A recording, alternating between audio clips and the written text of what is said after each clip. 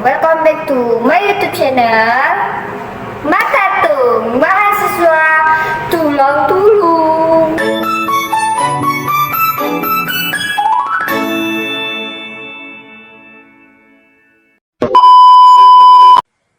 Assalamualaikum warahmatullahi wabarakatuh. Halo semuanya, perkenalkan nama saya Sandi. Kali ini kita akan belajar hubungan antara pertumbuhan monetary aggregates seperti money supply atau uang beredar dan pertumbuhan ekonomi, termasuk bagian Menkop Purbaya Yudi Sadewa melihat isu ini serta bagaimana hubungan tersebut dianalisis secara kuantitatif dan model regresi time series. Baiklah, apa itu pertumbuhan MO dan pertumbuhan ekonomi? Pertumbuhan MO atau pertumbuhan uang beredar adalah peningkatan jumlah uang yang beredar di perekonomian dalam periode tertentu. Ini mencakup M1 atau M2 sampai, yaitu uang kas, giro, tabungan, dan bentuk lain yang punya potensi likuiditas tinggi. Sementara itu, pertumbuhan ekonomi biasanya diukur dari naiknya produk domestik bruto (PDB) nyata dari satu periode ke periode berikutnya. Menkop Purbaya Yudi Sadewa sering membicarakan optimis soal pertumbuhan ekonomi Indonesia, menekankan bahwa fiskal yang pro-growth dan dukungan likuiditas akan mendorong pertumbuhan GDP lebih tinggi. Poin-poin yang pernah disampaikan menurut Purbaya ekonomi Indonesia berpotensi tumbuh 5,5 sampai 5,7% di kuartal 4 2025 karena stimulus fiskal dan konsumsi kuat Jakarta Daily Indonesia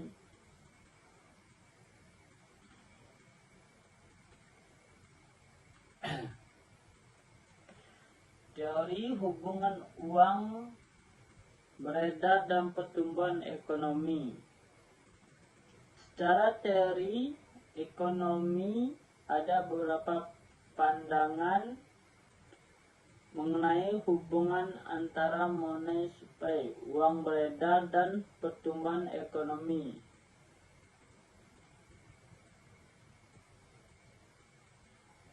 Kuantitas teori uang menyatakan bahwa meningkatkan uang beredar jika tidak diimbangi kenaikan output bisa mendorong harga naik inflasi. Namun dalam jangka pendek, peningkatan uang beredar bisa menurunkan suku bunga, memacu investasi dan konsumsi sehingga mendorong pertumbuhan ekonomi.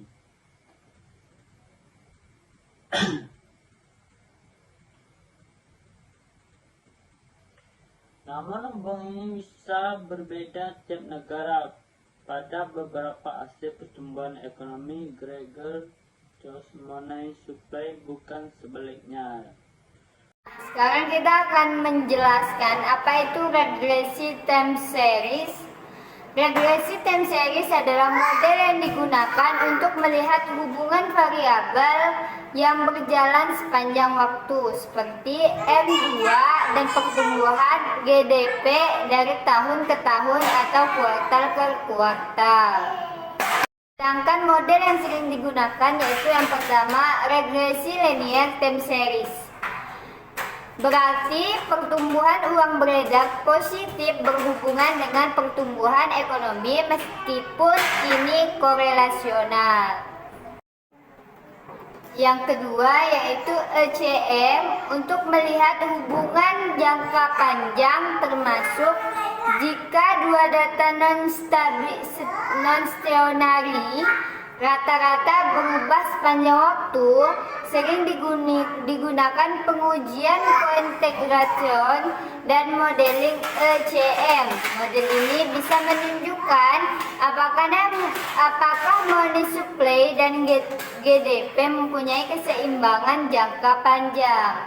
Yang ketiga yaitu Granger Causality Test. Digunakan untuk melihat arah kausalitas apakah pertumbuhan uang beredar, Granger Cost pertumbuhan GDP atau sebaliknya. Selanjutnya kita akan membahas tentang hubungan teori dan Purbaya. Secara praktis, pernyataan Menko Purbaya tentang upaya memacu pertumbuhan, misalnya lewat mendorong bank menyalurkan kredit secara tidak langsung berkaitan dengan money supply. Artinya, jika bank menyalurkan lebih banyak kredit, money multiplier akan naik sehingga M2 bisa tumbuh dan bisa mendukung aktivitas ekonomi. Kesimpulannya adalah secara teori dan empiris, hubungan antara pertumbuhan money supply dan pertumbuhan ekonomi memang sering dianalisis dengan regresi time series. Menko Purbaya menekankan program-program yang bisa secara tidak langsung mengaruhi monthly supply dan mendorong pertumbuhan GDP. Analisis regresi time series seperti OLS dapat membantu melihat arah dan kekuatan hubungan ini.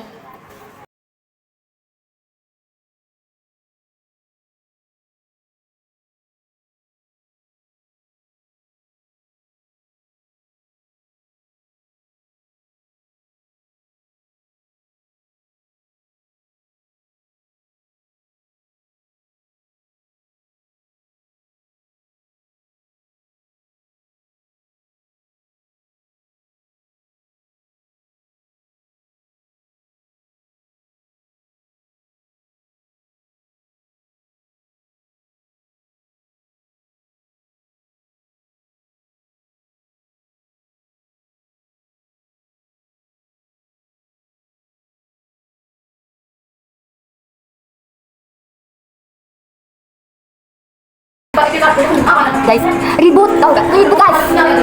Lama soalnya. Itu cakep guys, cakep itu. Kayak gitu kayak cahayanya cuy. Itu bahwa kemampuan bank sentral mencapai